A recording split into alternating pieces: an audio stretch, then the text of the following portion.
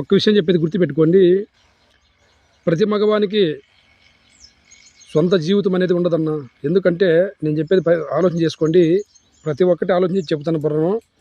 ప్రతి మగవానికి సొంత జీవితం అనేది ఎందుకు ఉండదంటే, పెళ్ళి కాకముందు తల్లిదండ్రుల కోసం కష్టపడతాడు, తల్లిదండ్రులు సాకుతాడు.